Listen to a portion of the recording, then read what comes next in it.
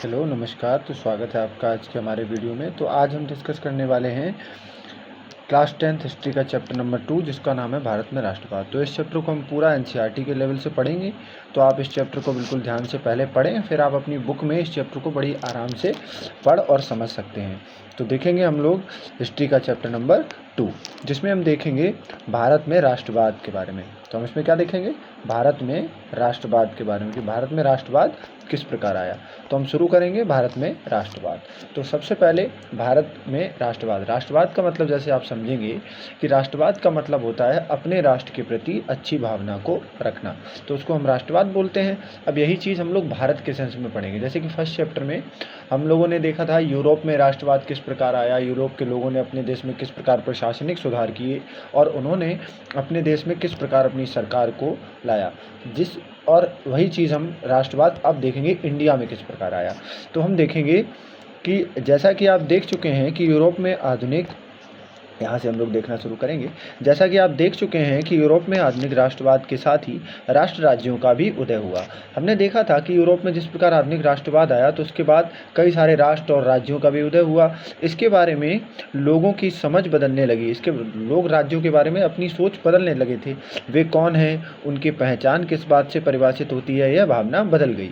उसमें राष्ट्र के प्रति लगाव का भाव पैदा होने लगा, उसके प्रति लोगों के उनमें राष्ट्र के प्रति लगाव का भाव पैदा होने लगा। जब लोगों को इन बातों के बारे में पता चला तो उनमें राष्ट्र के प्रति लगाव का भाव पैदा होने लगा। नए प्रतीकों और नए चिन्हों ने, नए प्रतीक आए। नए प्रतीक का मतलब नए नए प्रकार के झंडे, नए नए प्रकार के देश के संबंध में चिन्ह आए और नए गीतों और विचारों ने नए संपर्क स्थापित किए और समुदायों की सीमाओं को दोबारा परिभाषित किया। ज़्यादातर देशों में इस नई राष्ट्रीय पहचान का निर्माण एक लंबी प्रक्रिया से हुआ और ज़्यादातर देशों की जब हम बात करेंगे तो जब हम उनमें देखेंगे तो वहाँ पर इस प्रक्रिया को होने में बहुत सारा समय लगा। इस नई राष्ट्रीय पहचान का निर्माण एक लंबी प्रक्रिया के दौरान हुआ। आइए देखें कि हमारे देश में यह चेतना किस तरह पैदा हुई। अब हम देखेंगे कि हमारे देश में ये चेतना किस प्रकार आई। तो दूसरे उपनिवेशों की तरह भारत में भी आधुनिक राष्ट्रवाद के उदय की परिघटना उपनिवेशवाद विरोधी आंदोलन के साथ गहरे तौर पर जुड़ी हुई थी। मतलब दूसरे उपनिवेशों की तरह भारत में भी आधुनिक राष्ट्रवाद के उदय की परिघटना, मतलब जो घटना थी वो उपनिवेशवाद विरोधी आंदोलन के साथ गहरे तौर पर जुड़ी हुई थी, औपनिवेशिक शासकों के साथ गहरे तौर पर जुड़ी हुई थी। तो हम देखेंगे कि दूसरे उपनिवेशों की तरह भारत में भी आधुनिक राष्ट्रवाद के उदय की जो घटना थी वो कई सारे उपनिवेशवाद विरोधी आंदोलन, मतलब जो हमारे देश में उपनिवेश था उसके विरोध में आंदोलन के साथ गहरे तौर पर जुड़ी हुई थी। औपनिवेशिक शासकों के खिलाफ संघर्ष के दौरान लोग आपसी एकता को पहचानने लगे थे और जब हम इन लोगों से संघर्ष कर रहे थे, जो औपनिवेशिक लोग थे उनसे संघर्ष कर रहे थे, तो लोगों को आपसी एकता को ये लोग पहचान पाए थे। उत्पीड़न और दमन के साझा भाव ने विभिन्न समूहों को एक दूसरे से बांध दिया था और जो कि सभी के साथ उत्पीड़न हो रहा था, सभी के साथ दमन हो रहा था, तो इनके साझा भाव ने विभिन्न समूहों को एक दूसरे के साथ बांध दिया था। लेकिन हर वर्ग और समूह पर उपनिवेशवाद का अलग अलग प्रभाव पड़ता था। हर वर्ग और हर समूह के व्यक्ति पर उपनिवेश का एक जैसा असर नहीं था। जैसे उनके अनुभव भी अलग अलग थे और स्वतंत्रता के मायने भी अलग अलग थे। मतलब हर लोगों पर उस उपनिवेशवाद का एक जैसा प्रभाव नहीं पड़ रहा था। जैसा कि प्रभाव उपनिवेशवाद का बंगाल और बिहार और उड़ीसा के क्षेत्रों में पड़ा, उतना प्रभाव हमें दक्षिण भारत में उतना देखने को नहीं मिला। तो इस तरह से हम समझ सकते हैं और लोगों के इस बात को लेकर अनुभव भी अलग अलग थे। महात्मा गांधी के नेतृत्व में कांग्रेस ने इन समूहों को इकट्ठा करके एक विशाल आंदोलन खड़ा किया, परंतु इस एकता में टकराव के बिंदु भी निहित थे, जिनको हम समझेंगे अभी। पहले पहले की पहले की और पहले की और मिनट पहले की और एक पुस्तक में भी अपने पहले की एक और पुस्तक में भी अपने भारत में राष्ट्रवाद के उदय का अध्ययन किया था। वहाँ आपने 20वीं सदी के पहले दशक तक की कहानी पढ़ी थी और इस अध्याय में 1920 के दशक से आगे की कहानी का हम अध्ययन करेंगे। असहयोग आंदोलन तथा सविनय अवज्ञा आंदोलन के बारे में पढ़ेंगे और हम ये देखेंगे कि किसानों ने राष्ट्रीय आंदोलन को विकसित करने के लिए किस तरह के प्रयास किए। इस आंदोलन में विभिन्न सामाजिक समूहों ने किस तरह हिस्सा लिया और किस तरह राष्ट्रवाद ने लोगों की कल्पना को नई उड़ान दे दी। तो ये था हमारे चैप्टर का इंट्रोडक्शन। अब हम लोग आइए चैप्टर को स्टार्ट करते हैं और यहाँ से पढ़ना शुरू करते हैं। अब हम देखेंगे सबसे पहले पहला विश्व युद्ध और असहयोग, पहला विश्व युद्ध खिलाफत और असहयोग। पहला विश्व युद्ध देखेंगे, खिलाफत आंदोलन देखेंगे और असहयोग आंदोलन को देखेंगे। तो हम ये देखते हैं कि 1919 के बाद के सालों में हम देखते हैं 1919 जहाँ पर जलियांवाला बाग की घटना हुई थी, उसको हम लोग समझते हैं, जानते हैं। जलियांवाला बाग की घटना क्या थी, थोड़ा सा समझ लेते हैं कि 13 अप्रैल 1919 को दो लोगों की गिरफ्तारी पंजाब में हुई थी, जो रॉलेट एक्ट के विरोध में अपना प्रदर्शन कर रहे थे, जिनका नाम था सैफुद्दीन किचलू और डॉक्टर सत्यपाल मलिक। उनकी गिरफ्तारी हुई थी आपका अमृतसर पंजाब के अंदर। पंजाब में गिरफ्तारी उनकी हुई थी, तो उनको चूँकि वो पंजाब के एक बहुत ही बड़े नेता हुआ करते थे, जिनको जेल से रिहा कराने के लिए लोग अमृतसर के जलियांवाला बाग में एकत्र हुए थे। और जनरल डायर को इसकी मिली सूचना के अनुसार उसे लगा कि ये लोग विद्रोही हैं, तो वो जनरल डायर जो था उसने इन पर गोलियां चला दी थी, जिसको हम उस दिन काफ़ी सारे लोगों की मृत्यु हुई थी, जिसको हम जलियांवाला बाग हत्याकांड के नाम से जानते हैं, जो कि 13 अप्रैल 1919 को हुआ था, पंजाब के अमृतसर के जलियांवाला बाग में हुआ था। और उस दिन को हम ब्लैक डे के रूप में जानते हैं। तो ये थोड़ी ब्रीफ में जलियांवाला बाग के बारे में था। अब हम देखेंगे 1919 के बाद से, यहाँ से देखना शुरू करेंगे। 1919 के बाद के सालों में हम देखते हैं कि राष्ट्रीय आंदोलन नए इलाकों तक फैल गया था, जिसमें जलियांवाला बाग घटना का एक महत्वपूर्ण योगदान था। उसमें नए सामाजिक समूह शामिल हो गए थे और संघर्ष की नई पद्धतियाँ सामने आ रही थी। इन बदलावों को हम कैसे समझेंगे, उनके क्या परिणाम हुए, अब ये हम देखेंगे इसमें। तो सबसे पहली बात यह है कि विश्व युद्ध ने एक नई आर्थिक और राजनीतिक स्थिति पैदा कर दी थी, जिसके कारण रक्षा व्यय में भारी इजाफा हुआ। और सबसे पहली बात यह है कि जो विश्व युद्ध प्रथम हुआ था, पहला विश्व युद्ध 1914 से जो 1918 तक चला था, उसमें हम देखेंगे कि इससे क्या हुआ था कि जो सरकार थी उसके रक्षा व्यय में भारी इजाफा, क्योंकि जब युद्ध होगा तो सैनिक जाएंगे, सैनिक ज़्यादा युद्ध में लड़ेंगे, जिससे ज़्यादा गोला बारूद का खर्चा होगा। इस खर्चे की भरपाई करने के लिए युद्ध के नाम पर कर्जे लिए गए और कर बढ़ाए गए। अब जब युद्ध होगा उसमें खर्चा होगा, तो खर्चा अपने वैसे सरकारें पूरा कैसे करेंगी, उसमें या तो किसी से कर्जा लिया जाएगा या फिर जनता पर टैक्स बढ़ाया जाएगा। सीमा शुल्क बढ़ा दिया गया और आयकर शुरू किया गया, और सीमा शुल्क बढ़ाया गया और आय पर कर लेना शुरू किया गया। युद्ध के दौरान कीमतें तेजी से बढ़ रही थी, क्योंकि इंपोर्ट एक्सपोर्ट बंद हो जाते हैं, जिससे कि कीमतें देश में बढ़ जाती हैं। 1913 से 18 के बीच कीमतें दोगुना हो चुकी थी, जिसके कारण आम लोगों की मुश्किलें बढ़ गई थी। गाँवों में सिपाहियों को जबरन भर्ती किया गया था। अब युद्ध में सैनिक चाहिए, अब सैनिकों के लिए सिपाहियों को जबरन भर्ती किया गया था, जिसके कारण ग्रामीण इलाकों में व्यापक गुस्सा था। और जब किसी को ज़बरदस्ती भर्ती आप आर्मी में करते हैं, तो उससे लोगों के मन में एक बुरी भावना आपके प्रति होती है, जिसके कारण 1918 और 1919 यहाँ से 1918 और 1919 से 1918 से 1919 और 1920 से 1921 में देश में बहुत सारे हिस्सों में फसलें खराब हुई, जिसके कारण खाद्य पदार्थों का भारी अभाव हो गया था। उसी समय फ्लू की महामारी फैल गई थी। 1921 की जनगणना के मुताबिक दुर्भिक्ष, जिसे हम अकाल भी कहते हैं, और महामारी के कारण 120 से 130 लाख लोग मारे गए थे। और लोगों को यह उम्मीद थी कि युद्ध खत्म होने के बाद उनकी सारी मुसीबतें कम हो जाएंगी, लेकिन ऐसा हरगिज़ नहीं हुआ। इस समय एक नए नेता सामने आए और उन्होंने संघर्ष का एक नया ढंग, एक नया तरीका हमारे सामने पेश किया, जो कि कौन थे, अब हम देखेंगे इसमें। अब हम यहाँ से देखेंगे सत्याग्रह के विचार, यहाँ से देखेंगे सत्याग्रह के विचार से। ओके, तो वो नए नेता कौन थे, वो थे हमारे महात्मा गांधी जी। तो महात्मा गांधी जी अब तक 1915 से पहले की बात करें तो अब तक वो दक्षिण अफ्रीका में थे, और उनको दक्षिण अफ्रीका से इंडिया लाया गया था 1915 में। तो गांधी जी जब दक्षिण अफ्रीका से भारत लौटे तो 1915 में, तो महात्मा गांधी जनवरी 1915 में भारत लौटे। इससे पहले वे दक्षिण अफ्रीका में थे। उन्होंने एक नए तरह के आंदोलन के रास्ते पर चलते हुए वहाँ की नस्लभेदी सरकार से सफलतापूर्वक लोहा लिया होना का मतलब कि सफलतापूर्वक अपना आंदोलन किया, सफलतापूर्वक उनके साथ कंपटीशन किया। इस विधि को वे सत्याग्रह कहते थे। और गांधी जी इस विधि को क्या मानते थे, गांधी जी इस विधि को सत्याग्रह मानते थे। अब हम आगे देखेंगे, गांधी जी इस विधि को सत्याग्रह मानते थे। अब हम उसमें देखेंगे कि गांधी जी इस विधि को सत्याग्रह मानते थे। नस्लभेदी सरकार से नस्लभेदी सरकार से सत्याग्रह कहते थे। वे सत्याग्रह के विचार में सत्य की शक्ति पर आग्रह और सत्य की खोज पर जोर दिया जाता था। अब सत्याग्रह में क्या होता था? सत्याग्रह में होता था कि सत्य की शक्ति पर आग्रह किया जाता था और सत्य की खोज पर जोर दिया जाता था। मतलब सत्य की शक्ति पर आग्रह करना और सत्य की खोज पर जोर दिया जाना। इसका अर्थ यह था कि अगर आपका उद्देश्य सच्चा है, मतलब अगर आपका पर्पस क्लियर है, उद्देश्य सच्चा है, यदि आपका संघर्ष अन्याय के खिलाफ है। अब ये डेफिनेशन क्या है? ये क्वेश्चन आपका यहाँ से बनेगा कि सत्याग्रह किसे कहते हैं, तो आप इसको बड़े ध्यान से समझिएगा। सत्याग्रह का अर्थ होता है कि अगर आपका उद्देश्य सच्चा है, यदि आपका संघर्ष अन्याय के खिलाफ है, तो उत्पीड़क से मुकाबला करने के लिए आपको शारीरिक बल की आवश्यकता नहीं है। आपको शारीरिक बल की आवश्यकता नहीं है। कहने का क्या कहा गया कि अगर आपका उद्देश्य सच्चा है, आपका संघर्ष अन्याय के खिलाफ है, तो उत्पीड़क से मुकाबला करने के लिए आपको किसी शारीरिक बल की आवश्यकता नहीं है। प्रतिशोध की भावना या आक्रामकता का सहारा लिए बिना सत्याग्रही केवल अहिंसा के सहारे भी अपने संघर्ष में सफल हो सकता है। तो ये डेफिनेशन हमें गांधी जी ने सत्याग्रह की दी थी। तो इसको आप समझ सकते हैं और इसको आप वीडियो पॉज करके लिख भी सकते हैं। पहले पढ़ें, समझें, फिर उसके बाद क्वेश्चन को ज़रूर लिखें, जिससे कि हमें डेटा याद रहे। इसके लिए दमनकारी शत्रु की चेतना को झंझोड़ना चाहिए। उत्पीड़क शत्रु को ही नहीं, बल्कि सभी लोगों को हिंसा के जरिए सत्य को स्वीकार करने पर विवश करने की बजाय सच्चाई देखने और सहज भाव से स्वीकार करने के लिए प्रेरित किया जाना चाहिए।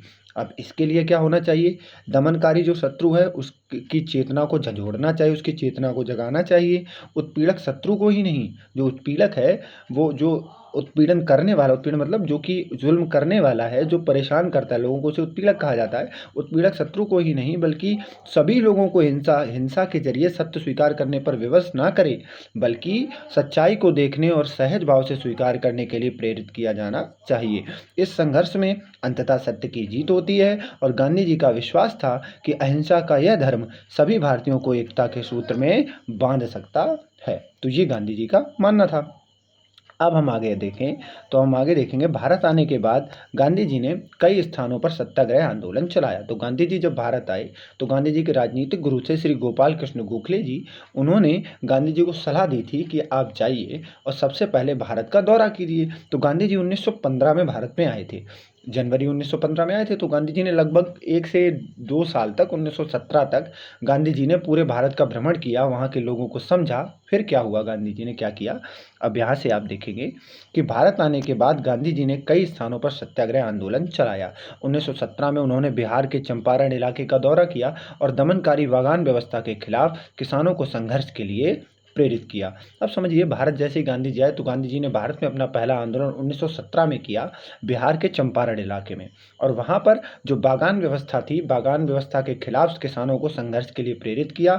1917 में ही उन्होंने गुजरात के खेड़ा जिले के किसानों पर मदद के लिए सत्याग्रह का आयोजन किया। फसल खराब हो जाने और प्लेग महामारी के कारण खेड़ा जिले के किसान लगान चुकाने की हालत में नहीं थे। वे चाहते थे कि लगान वसूली में ढील दी जाए। तो गांधी जी का पहला आंदोलन था चंपारण सत्याग्रह, जो कि बिहार में हुआ था, और दूसरा गांधी जी का आंदोलन था खेड़ा आंदोलन, जो कि गुजरात में हुआ था। खेड़ा जो पहला आंदोलन था वो बागान व्यवस्था के खिलाफ था, और दूसरा आंदोलन था फसल खराब हो जाने के कारण और जो किसान टैक्स नहीं दे पा रहे थे उनके विरुद्ध था। गांधी और 1918 में गांधी जी ने सूती कपड़ा कारखानों, यहाँ से गांधी जी ने सूती कपड़ा कारखानों के मजदूरों के बीच सत्याग्रह आंदोलन चलाने के बाद गांधी जी अहमदाबाद पहुंचे। और 1918 में गांधी जी ने अहमदाबाद मिल आंदोलन किया, जिसमें सूती कपड़ा कारखानों के मजदूरों की जो सैलरी वैलरी का सिस्टम था उसको ठीक करने में गांधी जी ने उनकी हेल्प की। तो गांधी जी के 3 आंदोलन जब ये हुए तो इसके बाद गांधी जी बहुत प्रेरित हुए। अब गांधी जी जब प्रेरित होने लगे तो अंग्रेज़ों को ये समझ में आया कि इस तरह से अगर चीज़ें होती रहीं तो इस तरह से तो हमारे सामने बहुत बड़ी समस्या खड़ी हो जाएगी। तो उस समस्या को काउंटर करने के लिए जो ब्रिटिशर्स थे वो लेके आते हैं रॉलेट एक्ट। अब इस रॉलेट एक्ट में हम समझेंगे कि इसमें था क्या। ये रॉलेट एक्ट क्या था, बहुत ध्यान से इसको समझिएगा आप।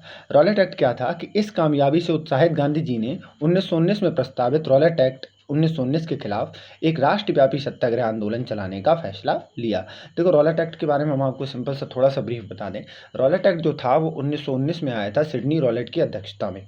अब ये रॉलेट एक्ट आया था, इसमें क्या था कि इनका पर्पस क्या था कि जो देश में सत्याग्रही घटनाएं हो रही थी, जो देश में आंदोलन हो रहे थे, उन आंदोलनों को काउंटर करना था। और इसमें क्या था कि किसी भी व्यक्ति को अरेस्ट कर लिया जाता था और उसे 2 साल तक अरेस्ट में रखा जा सकता था। उसके साथ क्या हो रहा है, उसके परिवार को उससे नहीं मिलने दिया जाता था, किसी से उसको कोई वकील नहीं दिया जाता था, कुछ नहीं होता था। तो इसके इसीलिए इसको काला कानून की संज्ञा दी गई थी। तो इसी के विरोध में अब गांधी जी ने, इस कामयाबी से उत्साहित गांधी जी ने 1919 में प्रस्तावित रॉलेट एक्ट के खिलाफ एक राष्ट्रव्यापी संघर्ष आंदोलन चलाने का फैसला लिया। भारतीय सदस्यों के भारी विरोध के बावजूद इस कानून को इंपीरियल लेजिस्लेटिव काउंसिल ने बहुत जल्दबाजी में पारित कर दिया। इस कानून के जरिए सरकार को राजनीतिक गतिविधियों को कुचलने और राजनीतिक कैदियों को 2 साल तक बिना मुकदमा चलाए जेल में बंद रखने का अधिकार मिल गया था। गांधी जी ऐसे अन्यायपूर्ण कानूनों के खिलाफ अहिंसक ढंग से नागरिक अवज्ञा चाहते थे। इसे 6 अप्रैल को एक हड़ताल के रूप में शुरू होना था। विभिन्न शहरों में रैली जुलूसों का आयोजन किया गया। रेलवे वर्कशॉप में कामगार हड़ताल पर चले गए, दुकानें बंद हो गईं और इस व्यापक जनोभार से चिंतित तथा रेलवे व टेलीग्राफ जैसी सुविधाओं के भंग हो जाने की आशंका से भयभीत अंग्रेजों ने राष्ट्रवादियों का दमन करना शुरू कर दिया। अमृतसर से बहुत सारे स्थानीय नेताओं को हिरासत में ले लिया गया। गांधी जी के दिल्ली में प्रवेश करने पर पाबंदी लगा दी गई और 10 अप्रैल को पुलिस ने अमृतसर में एक शांतिपूर्ण जुलूस पर गोली चला दी। इसके बाद बैंकों, डाकखानों और रेलवे स्टेशनों पर हमला करने लगे।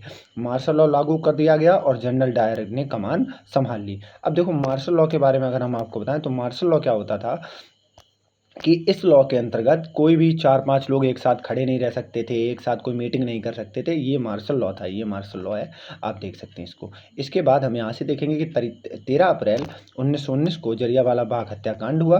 13 अप्रैल 1919 को जलियांवाला बाग हत्याकांड हुआ। उस दिन अमृतसर में बहुत सारे गाँव वाले सालाना बैसाखी में शिरकत करने के लिए जलियांवाला बाग मैदान में जमा हुए थे। काफ़ी लोग तो सरकार द्वारा लागू किए गए दमनकारी कानून का विरोध प्रकट करने के लिए एकत्रित हुए थे। यह मैदान चारों तरफ से बंद था। शहर से बाहर होने के कारण वहां जुटे लोगों को यह पता नहीं था कि इलाके में मार्शल लॉ लागू किया जा चुका है। जनरल डायर हथियारबंद सैनिकों के साथ वहां पहुंचा और जाते ही उसने मैदान के बाहर निकलने के रास्तों को बंद कर दिया और उसके बाद उसके सिपाहियों ने भीड़ पर अंधाधुंध गोलियां चला दी। सैकड़ों लोग मारे गए। बाद में उसने बताया कि वह सत्याग्रहियों के जहन में दहशत और विस्मय का भाव पैदा करके एक नैतिक प्रभाव उत्पन्न करना चाहता था। अब ये थी जलियांवाला बाग की घटना, जो कि 13 अप्रैल 1919 को हुई थी। यहाँ तक आप इसको पढ़कर ये पूरा नोट्स इसका बना सकते हैं। जैसे जैसे जलियांवाला बाग की खबर फैलने लगी, उत्तर भारत के बहुत सारे शहरों में लोग सड़कों पर उतरने लगे, हड़तालें होने लगीं, लोग पुलिस के मोर्चा लेने लगे और सरकारी इमारतों पर हमला करने लगे। सरकार ने इन कार्यवाहियों को निर्ममता से कुचलने का रास्ता अपनाया।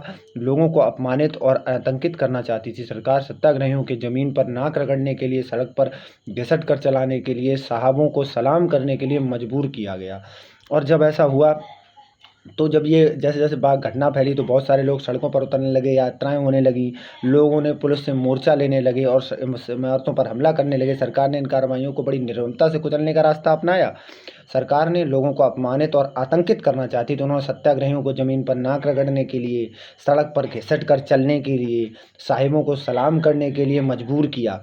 लोगों को कोड़े मारे गए और गांव जो कि गुजराल पंजाब पर बम बरसाए गए। हिंसा फैलते देख महात्मा गांधी जी ने आंदोलन वापस ले लिया और फिर मजबूरी में गांधी जी को यह आंदोलन वापस लेना पड़ा, जिसको ये वो पैसेज हुआ करता था। इसे आप अगर देखें तो आप समझ पाएंगे यहाँ पर क्या था। देखो, ये वो इस तरह से ये जो लोग हैं, ये अंग्रेजी सैनिक हैं, ये क्या कर रहे हैं, लोगों को घिसट घिसट के चलने पर मजबूर कर रहे हैं इस प्रकार। अब देखो, जैसे कि यहाँ पे लिखा हुआ है, आप पढ़ सकते हैं कि जनरल डायर के हुक्म से सिपाही लोगों को घिसट कर चलने के लिए मजबूर कर रहे हैं। पंजाब 1919, और ये पंजाब की घटना थी। अब आप इधर देखेंगे तो यहाँ से अब हम लोग फिर से अपने वापस आएंगे और देखेंगे यहाँ पर कि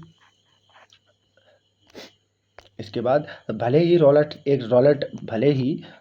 सत्याग्रह एक बहुत बड़ा आंदोलन था, लेकिन अभी भी वह मुख्य रूप से शहरों और कस्बों तक ही सीमित था। महात्मा गांधी पूरे भारत में ज़्यादा जनाधार वाला आंदोलन खड़ा करना चाहते थे, लेकिन उनका मानना था कि हिंदू मुसलमानों को एक दूसरे के नज़दीक लाए बिना ऐसा कोई आंदोलन नहीं चलाया जा सकता। उन्हें लगता था कि खिलाफत का मुद्दा उठाकर वे दोनों समुदायों को नज़दीक ला सकते हैं और पहले विश्व युद्ध में ऑटोमन तुर्की की हार गया था। ऐसी अफवाहें फैलने लगी थी कि इस्लामिक विश्व के आध्यात्मिक नेता खलीफा ऑटोमन सम्राट एक बहुत ही शांति संधि थोपी जाएगी। खलीफा की तत्कालिक शक्तियों की रक्षा के लिए मार्च 1919 में बम्बई में एक खिलाफत समिति का गठन किया गया।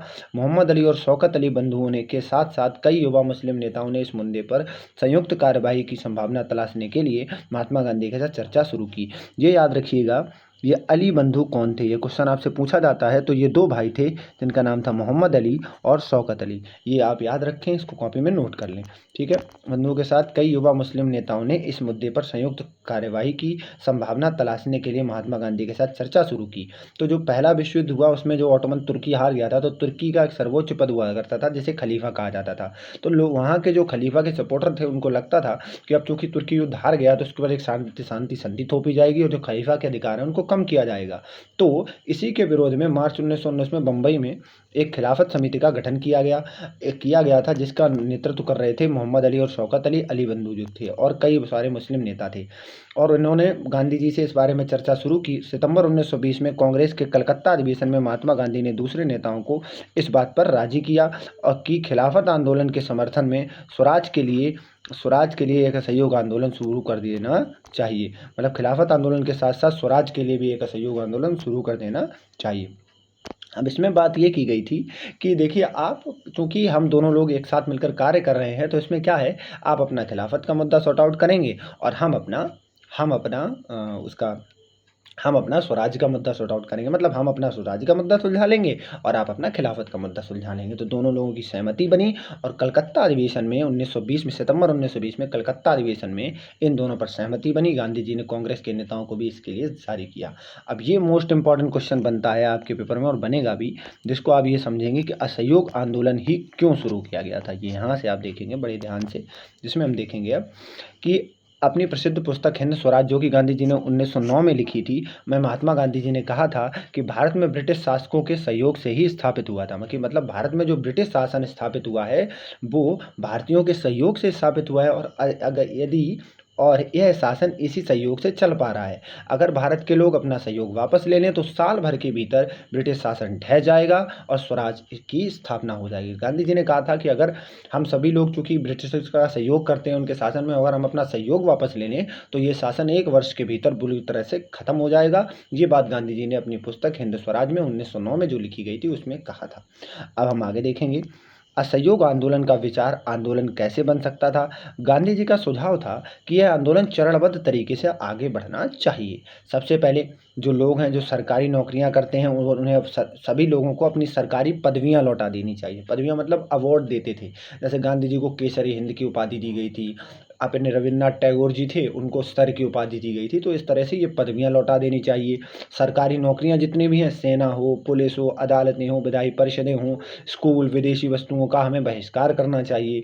अगर सरकार दमन का रास्ता अपनाती है तो व्यापक सविनय अवज्ञा आंदोलन शुरू करना चाहिए। 1920 की गर्मियों में गांधी जी और शौकत अली आंदोलन के लिए समर्थन जुटाते हुए देश भर की यात्राएं करते रहे। इसके बाद क्या होता है, कांग्रेस के बहुत सारे लोग इस प्रस्ताव पर सशंकित थे। वे नवंबर 1920 में विधायी परिषद में होने वाले चुनावों का बहिष्कार करने में हिचकिचा रहे थे। उन्हें यह भय था कि इस आंदोलन में लोग हिंसा कर सकते हैं। सितंबर से दिसंबर तक कांग्रेस में भारी खींचतान चलती रही। कुछ समय के लिए ऐसा लगा कि आंदोलन के समर्थकों और विरोधियों के बीच सहमति नहीं बन पाएगी। आखिरकार दिसंबर 1920 में कांग्रेस के नागपुर अधिवेशन हुआ। दिसंबर 1920 में कांग्रेस का नागपुर अधिवेशन में एक समझौता हुआ नागपुर अधिवेशन में एक समझौता हुआ और असहयोग कार्यक्रम पर लोगों ने अपनी स्वीकृति की मोहर लगा दी। ठीक है, आंदोलन किस तरह आगे बढ़ा, उनमें किन लोगों ने हिस्सा लिया, विभिन्न सामाजिक समूह के विचार किस तरह समझा, और मतलब आंदोलन किस तरह आगे बढ़ा, इनमें किस लोगों ने हिस्सा लिया और विभिन्न सामाजिक समूहों ने असहयोग के विचार को किस तरह समझा। अब हम ये देखेंगे। और अगर यहाँ पे देखेंगे तो नए शब्द जो आपको कुछ समझ में आए वो था बहिष्कार शब्द। तो किसी के साथ संपर्क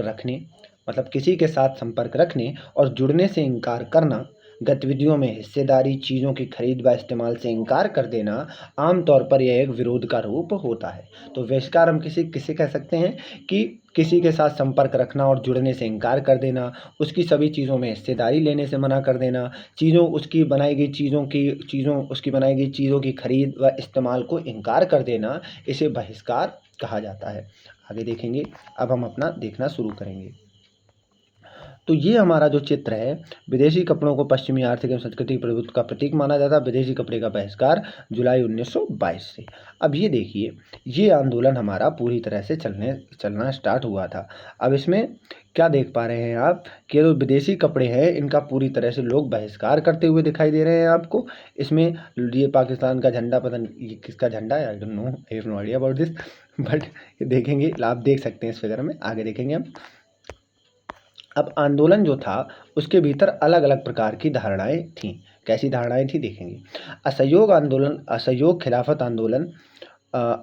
खिलाफत आंदोलन जनवरी 1921 में शुरू हुआ। तो फाइनली जो असहयोग आंदोलन था वो 1921 में शुरू होता है, 1921 में शुरू होता है। इसमें हम देखेंगे कि असहयोग आंदोलन 1921 में शुरू हुआ। इस आंदोलन में विभिन्न सामाजिक समूहों ने हिस्सा लिया, लेकिन हर एक अपनी अपनी आकांक्षा की अपनी अपनी आकांक्षाएं थीं। सभी ने स्वराज के आह्वान को तो स्वीकार किया, लेकिन उसके लिए उनके अर्थ अलग अलग थे। अब क्या था देखिए, शहरों में आंदोलन की शुरुआत, सबके अपने अपने अलग उद्देश्य थे।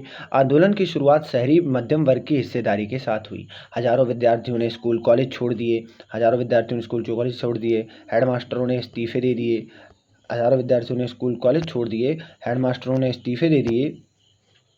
हेडमास्टरों ने इस्तीफे दे दिए, वकीलों ने मुकदमे लड़ना बंद कर दिया, और मद्रास के अलावा ज़्यादातर प्रांतों में परिषद चुनावों का बहिष्कार किया गया, और मद्रास में ज़्यादातर चुनावों का बहिष्कार किया गया, ज़्यादातर प्रांतों के चुनावों का बहिष्कार किया गया। मद्रास में गैर ब्राह्मणों द्वारा बनाई गई जस्टिस पार्टी का मानना था कि काउंसिल में प्रवेश के जरिए उन्हें वे अधिकार मिल सकते हैं जो सामान्य रूप से केवल ब्राह्मणों को मिल पाते हैं, इसलिए इस पार्टी ने चुनावों का बहिष्कार नहीं किया। तो उसमें सारी पार्टियों ने चुनाव का बहिष्कार किया था, सिवाय कौन सी पार्टी ने, क्या नाम था इसका, ये थी जस्टिस पार्टी। ये जस्टिस पार्टी थी, इसने केवल चुनावों का बहिष्कार नहीं किया था। आर्थिक मोर्चे पर असहयोग का असर और भी ज़्यादा नाटकीय रहा। अब आर्थिक मोर्चे पर देखेंगे क्या हुआ। विदेशी सामानों का पूरी तरह बहिष्कार किया गया, शराब की दुकानों की पिकेटिंग की गई। पिकेटिंग का मतलब होता है किसी दुकान के सामने बैठ जाना और उसमें ग्राहकों को जाने से रोकना। पिकेटिंग की गई और विदेशी कपड़ों की होली जलाई गई। 1921 से 1922 के बीच विदेशी कपड़ों का आयात आधा रह गया।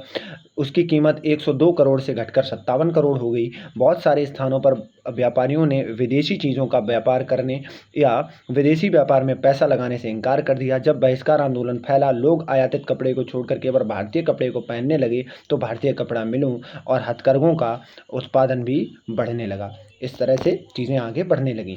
कुछ समय बाद शहरों में आंदोलन धीमा पड़ने लगा। इसके क्या कारण रहे? इसके कारण थे, खादी का कपड़ा मिलों पर भारी पैमाने पर बनने वाले कपड़ों के मुकाबले महंगा होता था। खादी का कपड़ा जो बनता था वो हाथों से बनता था और उसको बनने में समय लगता था, जिस कारण से वो महंगा होता था, और गरीब, जो कपड़ा महंगा था तो गरीब उसे नहीं खरीद सकते थे।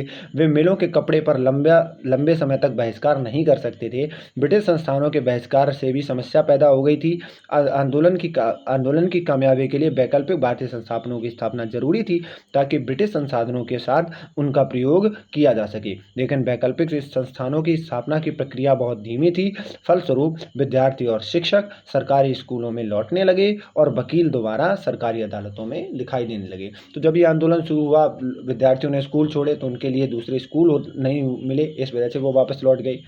विदेशी कपड़ों का बहिष्कार तो किया गया, लेकिन जो खादी के कपड़े बनते थे वो इतने महंगे होते थे कि गरीब उन्हें नहीं खरीद पाते थे, जिस वजह से गरीब वापस लौटने लग गए।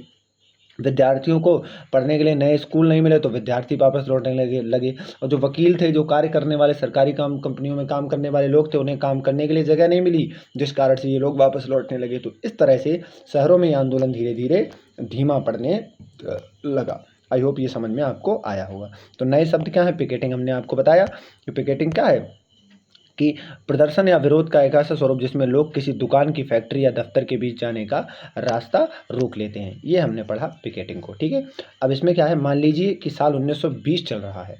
अब ये गतिविधि है, आप समझिए, इस पर विचार करें और ये समझिए कि मान लीजिए साल 1920 चल रहा है, आप सरकारी स्कूल और के विद्यार्थी हैं। विद्यार्थियों को असहयोग आंदोलन से जुड़ने का आह्वान करते हुए एक पोस्टर आप बनाएं। तो आप ये ट्राई कर सकते हैं और इसको ट्राई करके अपने विद्यालय ले जा सकते हैं। मतलब इसमें क्या है कि 1920 का साल चल रहा है, आप सरकारी स्कूल के विद्यार्थी हैं और विद्यार्थियों को असहयोग आंदोलन से जुड़ने के लिए, मनाने के लिए, आह्वान करने के लिए एक पोस्टर की रचना आप कर सकते हैं। तो ये आपकी गतिविधि है। आगे देखेंगे इसमें ग्रामीण इलाकों में विद्रोह की क्या स्थिति थी, अब समझेंगे हम इसको। तो इसको बड़े ध्यान से समझेंगे। शहरों से बढ़कर असहयोग आंदोलन, ग्रामीण इलाकों में विद्रोह। शहरों से बढ़कर असहयोग आंदोलन देहात में भी फैल गया था। युद्ध के बाद देशों के विभिन्न भागों में चले किसानों व आदिवासियों के संघर्ष भी इस आंदोलन में समा गए थे। अवध में सन्यासी बाबा रामचंद्र किसानों का नेतृत्व कर रहे थे। इंपॉर्टेंट बात है कि अवध में किसानों का नेतृत्व कौन कर रहा था, तो अवध में किसानों का नेतृत्व कर रहे थे, अवध में किसानों का नेतृत्व कर रहे थे बाबा रामचंद्र। कहाँ पर? अवध में। तो अवध में किसानों का नेतृत्व बाबा रामचंद्र कर रहे थे। बाबा रामचंद्र पहले फिजी में गिरमिटिया मजदूर के तौर पर काम कर चुके थे। गिरमिटिया मजदूर हम आगे आने वाले चैप्टरों में पढ़ेंगे, तौर पर काम कर चुके थे। उनका आंदोलन तालुकेदारों और जमींदारों के खिलाफ था, जो किसानों से भारी भरकम लगान और तरह तरह के कर वसूलते थे। किसानों को बेगारी करनी पड़ती थी। बेगार का मतलब होता है बिना पैसे के काम करना, तो बिना पैसे के काम करने को हम बेगार कहते हैं। पट्टेदारों के तौर पर उनके पट्टे निश्चित नहीं होते थे। उन्हें बार बार पट्टे की ज़मीन से हटा दिया जाता था, ताकि ज़मीन पर उनका कोई अधिकार स्थापित ना हो सके। किसानों की मांग थी कि लगान को कम किया जाए, बेगार खत्म हो और सरकारी जमींदारों का सामाजिक बहिष्कार किया जाए। बहुत सारे स्थानों पर जमींदारों को नाई धोबी की सुविधाओं से वंचित करने के लिए पंचायतों ने नाई धोबी बंद का फैसला किया। जून 1920 में जवाहरलाल नेहरू ने अवध के गांवों का दौरा किया, गांव वालों से बातचीत की और उनकी व्यथा को समझाने का प्रयास किया। अक्टूबर तक जवाहरलाल नेहरू, बाबा रामचंद्र तक कुछ अन्य लोगों के नेतृत्व में अवध किसान सभा का गठन किया गया। तो अब ये समझेंगे अवध किसान सभा का गठन में कौन कौन शामिल था। तो मेनली कुछ लोग, एक आपके जवाहरलाल नेहरू जी और दूसरे बाबा रामचंद्र। और इसका गठन कब किया गया था? अक्टूबर तक। अक्टूबर में किया गया था। कहाँ पर? अवध में। तो ये अवध किसान सभा नाम ही इसका इसलिए रखा गया है। ठीक है, गठन कर लिया गया। महीने भर में इस पूरे इलाके के गांवों के संगठन की संख्या 300 से ज़्यादा बन गई थी।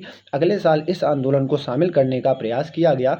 किसानों के आंदोलन में ऐसे स्वरूप विकसित हो चुके थे जिनसे कांग्रेस का नेतृत्व खुश नहीं था। 1921 में जब आंदोलन फैला तो तालुकेदारों और व्यापारियों के मकानों पर हमला किया गया, बाजारों में लूटपाट होने लगी और अनाज के गोदामों पर कब्जा कर लिया गया। बहुत सारे स्थानों पर स्थानीय नेता किसानों को समझा रहे थे कि गांधी जी ने ऐलान कर दिया है कि अब कोई लगान नहीं भरेगा और सारी ज़मीन गरीबों में बांट दी जाएगी। महात्मा गांधी का नाम लेकर लोग अपनी सारी कार्रवाइयों और आकांक्षाओं को सही ठहरा रहे थे। और लोगों का मानना, महात्मा गांधी का नाम लेकर लोग अपनी अपनी चीज़ों को कर रहे थे। आदिवासी किसानों ने महात्मा गांधी के संदेश और स्वराज का विचार कुछ और ही मतलब निकाला। उदाहरण के लिए आंध्र प्रदेश की गूडेम पहाड़ियों में 1920 के दशक की शुरुआत में उग्र गोरिल्ला आंदोलन का फैसला किया गया। कांग्रेस इस तरह के संघर्ष को कभी स्वीकार नहीं कर सकती थी। अब इधर की चीज़ें देखेंगे एक बार।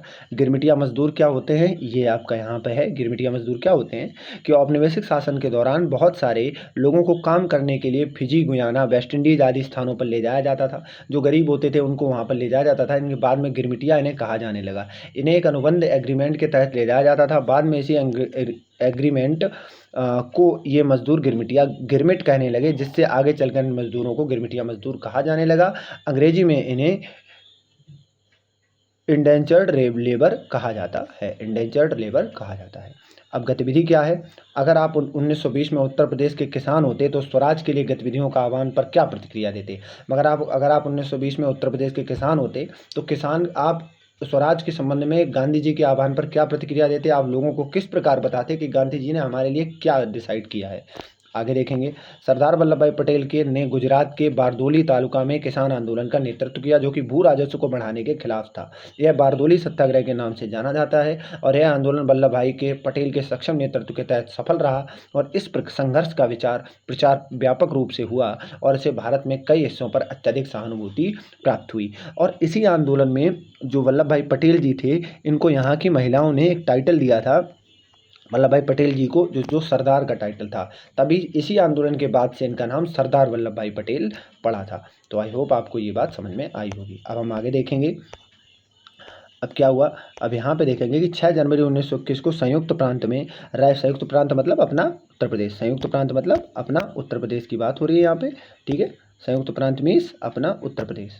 ओके, अब हम देखेंगे यहाँ पे कि संयुक्त प्रांत में रायबरेली के पास पुलिस ने किसानों पर गोली चलाई। जवाहरलाल नेहरू घटनास्थल का मुआयना करने गए। जवाहरलाल नेहरू घटनास्थल का दौरा करना चाहते थे, लेकिन पुलिस ने उन्हें रोक दिया। गुस्से में नेहरू ने अपने आसपास खड़े किसानों को संबोधित किया और इस सभा के बारे में उन्हें बताया।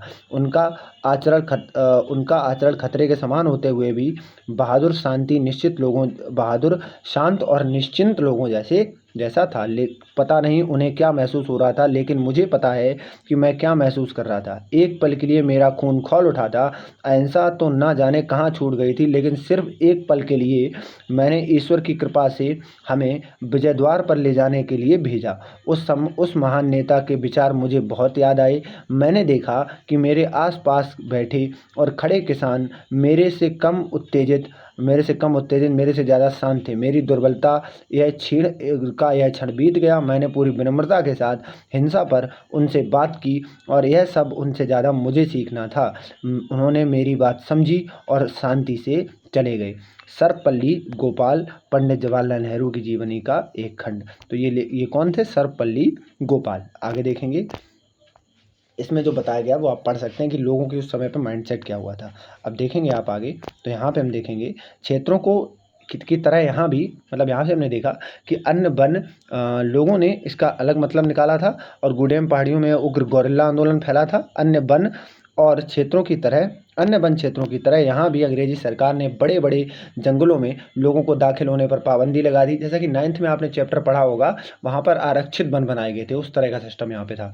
लेकिन लोग इन जंगलों में ना तो मवेशियों को चरा सकते थे और ना ही जलवान के लिए लकड़ी और फल बीन सकते थे।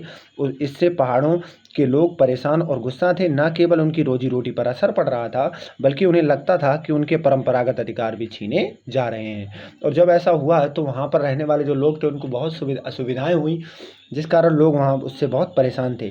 और तो लोगों ने उनके खिलाफ बगावत कर दी और इसका नेतृत्व जो कर रहे थे आपके अल्लूरी सीताराम राजू, एक दिलचस्प व्यक्ति थे। उनका दावा था कि उनके पास बहुत सारी विशेष शक्तियाँ हैं और सटीक खगोलीय अनुमान लगा सकते हैं, है ना, और लोगों को स्वस्थ कर सकते हैं तथा उन्हें गोलियां भी नहीं मार सकती। राजू के व्यक्तित्व से चमत्कृत विद्रोहियों को विश्वास था कि वह ईश्वर का अवतार है। राजू महात्मा गांधी की महानता के गुण गाते थे। उनका कहना था कि वह असहयोग आंदोलन से प्रेरित है और उन्हें लोगों को खादी पहनने तथा शराब छोड़ने के लिए प्रेरित करने के साथ ही उन्होंने यह दावा भी किया कि भारत अहिंसा के बल पर नहीं बल्कि केवल बल प्रयोग के जरिए ही आज़ाद हो सकता है। गुडेम पहाड़ियों ने पुलिस के थानों पर हमले किए, ब्रिटिश अधिकारियों को मारने की कोशिश की और स्वराज प्राप्ति के लिए युद्ध चलाते रहे और 1924 में अल्लूरी सीताराम राजू को फांसी दे दी गई। राजू अपने लोगों के बीच लोकनायक बन चुके थे। अब हम देखेंगे बागानों में स्वराज किस प्रकार आया। महात्मा गांधी के विचारों और स्वराज की अवधारणाओं के बारे में मजदूरों की अपनी समझ थी। असम के बागानी मजदूरों के लिए आज़ादी का मतलब यह था कि वे उन चार दीवारों के बीच से जब चाहे आ जा सकते थे। मतलब कि जो असम में काम करने वाले लोग लेके जाते थे, ये ब्रिटिशर्स या उनसे वहीं काम कराते थे और उन्हीं चार दीवारों में उनको बंद करके रखते थे। ये सिस्टम हमने 9th में सारा पढ़ा हुआ है, तो आई होप आपको 9th वाला थोड़ा बहुत याद होगा, जिसमें वो चार दीवारों में आ जा सकते थे जिनमें उनको बंद करके रखा गया है। उनके लिए आज़ादी का मतलब था कि वे अपने गांवों से संपर्क रख पाएंगे। 1859 को इनलैंड कमीशन एक्ट के तहत बागानों में काम करने वाले मजदूरों को बिना इजाज़त बागान से बाहर जाने की छूट नहीं होती थी और उन्हें बिरले ही मिलती थी, मतलब कभी कभार ही मिलती थी। जब उन्होंने असहयोग आंदोलन के बारे में सुना तो हजारों मजदूर अपने अधिकारियों की अवहेलना करने लगे। उन्होंने बागान छोड़ दिए और अपने घर को चल दिए। उन्हें लगता था कि अब गांधी राज आ रहा है, इसलिए अब तो हर एक को गाँव में ज़मीन मिल जाएगी। लेकिन वे अपनी मंजिल तक नहीं पहुंच पाए और रेलवे और स्टीमरों की हड़ताल के कारण वे रास्ते में फंसे रह गए। उन्हें पुलिस ने पकड़ लिया और उन्हें बुरी तरह पीटा गया। ठीक है, आगे देखेंगे। इस स्थानीय आंदोलनों की अपेक्षाओं और दृष्टियों से कांग्रेस के कार्यक्रम को परिभाषित नहीं किया गया था। उन्होंने तो स्वराज शब्द का अपने अपने हिसाब से अर्थ निकाला था। मतलब इस स्थानीय आंदोलनों की अपेक्षाओं और दृष्टियों को कांग्रेस के कार्यक्रम को में कोई परिभाषा नहीं, मतलब जब ये आंदोलन स्टार्ट हुआ तो इसकी कोई डेफिनेशन प्रॉपर इसको एक्सप्लेन नहीं किया गया था, जिस कारण लोगों ने इसका अपने अपने हिसाब से अर्थ निकाला। उनके लिए यह एक ऐसे युग का घोतक था जब सारे कष्ट और सारी मुसीबतें खत्म हो जाएंगी। फिर भी जब आदिवासियों ने गांधी जी के नाम का नारा लगाया और स्वतंत्र भारत की हुंकार भरी, तो एक अखिल भारतीय आंदोलन से भी भावनात्मक स्तर पर भी जुड़े हुए थे। जब वे महात्मा गांधी का नाम लेकर काम करते थे या अपने आंदोलनों का कांग्रेस से जोड़कर देखते थे, तो वास्तव में एक ऐसे आंदोलन का अंग बन जाते थे जो उनके इलाके तक सीमित नहीं था। अब इधर देखेंगे थोड़ा सा, इसमें गतिविधि आप शामिल देखें, आप क्या है गतिविधि, यहाँ पे गतिविधि में क्या दिया गया है कि राष्ट्रीय आंदोलन में शामिल ऐसे अन्य लोगों के बारे में पता लगाइए जिन्होंने जिन्हें अंग्रेजों ने पकड़कर मौत के घाट उतार दिया था। क्या ऐसा उदाहरण आप इंडो चाइना अध्याय 2 के राष्ट्रीय आंदोलन में भी बता सकते हैं? मतलब कहने का मतलब आपको इसमें उन लोगों के बारे में बताना है जिन्हें अंग्रेजों ने, जैसे अल्लूरी सीताराम राजू को मारा था, वैसे क्या अन्य लोगों को भी मारा था, तो आप इसके बारे में पता कर सकते हैं। आगे हम देखेंगे, तो यहाँ पे हम इस फोटो को देखने का प्रयास करेंगे कि इसमें क्या है। गोरखपुर में स्थित चौरी चौरा बाजार से गुजर रहा एक शांतिपूर्वक जुलूस पुलिस के साथ एक हिंसक टकराव में बदल गया। इस घटना के बारे में सुनते ही महात्मा गांधी ने असहयोग आंदोलन को रोकने का आह्वान किया। अब इसमें क्या है, इसमें लोगों के वो घटना के बारे में दिखाया गया है जो ये चौरी चौरा की घटना हुई थी। चौरी चौरा की घटना में क्या हुआ था कि चौरी चौरा घटना में एक शांतिपूर्वक जुलूस गुजर रहा था जिस पर अंग्रेज़ों ने गोलियां चलानी थी, जिसके बाद इस भीड़ ने अंग्रेज़ों को दौड़ाकर वहाँ पे क्या किया था, अंग्रेज़ों को दौड़ाकर यहाँ पर ये लोग पड़े हुए हैं जिस पर अंग्रेज़ों ने अत्याचार किए थे, लाठियाँ भी चलाई थी, जिस कारण से लोग गुस्सा हो गए थे और उन्होंने एक पुलिस स्टेशन में, ये देखिए लोग यहाँ पर आप देख सकते हैं, ये लोग देख सकते हैं, ये चारपाई पर लोग देख सकते हैं और यहाँ पर इस तरह से ये टूटी फूटी बैलगाड़ियाँ देख सकते हैं और यहाँ पर इस तरह से लोगों को देखा जा सकता है। तो इसके बाद अंग्रेज़ अधिकारियों को पुलिस स्टेशन में बंद करके आग लगा दी गई थी, जिस वजह से चौरी चौरा की घटना उत्तर प्रदेश के गोरखपुर में हुई थी, जिसमें गांधी जी ने इसको सुनते ही असहयोग आंदोलन को वापस ले लिया था। तो यहाँ तक इस चैप्टर में हमने देखा, आई होप आपको समझ में आया होगा। अब आगे से हम लोग देखेंगे सविनय अवज्ञा की ओर। अब असहयोग आंदोलन तक तो हमने देखा, अब सविनय अवज्ञा की ओर हम लोग नेक्स्ट पार्ट में देखेंगे। पार्ट 2 में हमारा चैप्टर पूरा हो जाएगा। तो आई होप आप इस चीज़ को समझे होंगे। अगर आपको ये वीडियो अच्छा लगा है तो वीडियो में कमेंट करके बातें बताएं और अगर किसी में कोई दिक्कत होती है, कोई डाउट होता है तो आप उसको डालें। नेक्स्ट वीडियो में हम उसको जरूर लेने का प्रयास करेंगे। तो thank you for watching the video. बहुत बहुत थैंक यू।